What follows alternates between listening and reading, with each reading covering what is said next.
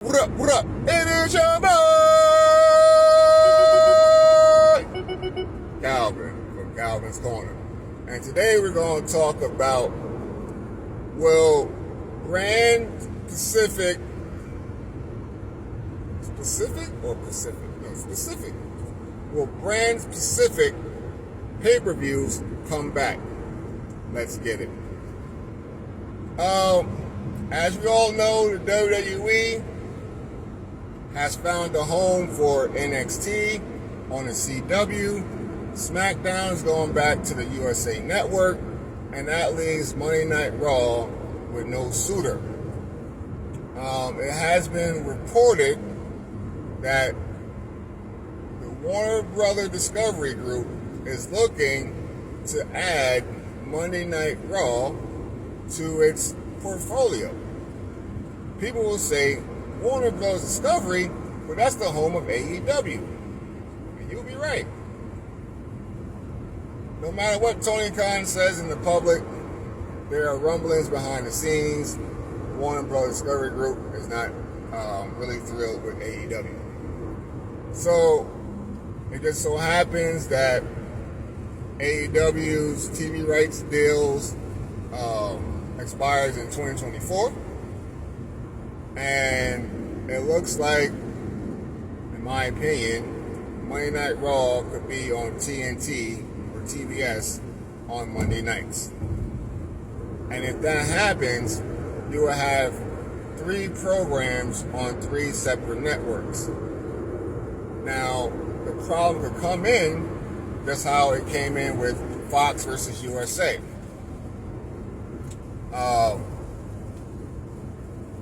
The USA executives were upset that the Fox executives were upset that because the WWE premium live events are streamed on Peacock, and the Fox executives were upset that they were advertising the Hell in a Cell premium live event on Fox for people to go to the Peacock streaming app. This is the reason why, if you go back in history, why the Hell in a Cell match between Roman Reigns and Rey Mysterio was given away free on TV to satisfy the Fox executives. Then the USA executives got mad because Fox got a Hell in a Cell match on their TV.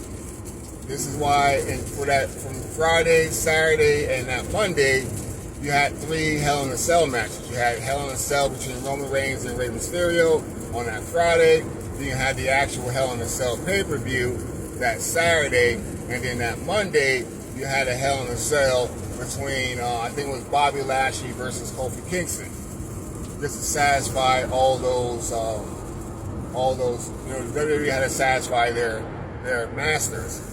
So, with the CW doesn't have a streaming platform, I don't believe.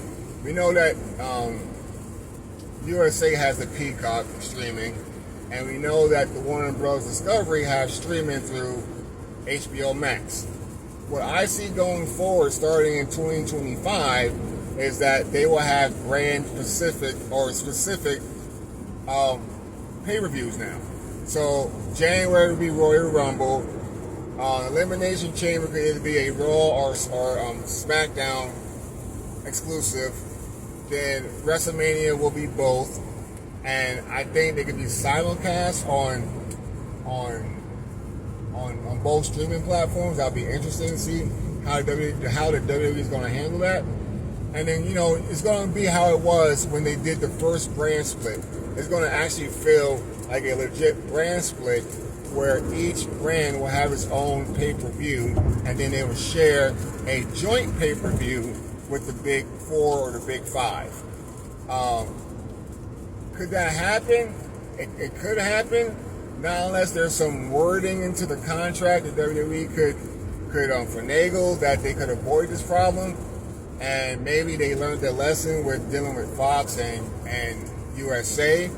Then also, how is another TV station going to feel about you advertising their competitor on their show to push them towards their streaming platform when you have a streaming platform of your own? So only time could tell. Pardon. But if I'm paying you over $1 billion and I have a streaming platform and I'm trying to expand my subscriber base, best believe your wrestling going to be on my streaming platform. So I really do see, starting in 2025, Raw will have their own pay-per-view, Smackdown will have their own pay-per-view, and somehow they could do a simulcast for the WrestleManias, the Royal Rumbles, the Survivor Series, SummerSlam, and possibly Money in the Bank, because a lot of people do see Money in the Bank as one of the big pay-per-views. So we shall see.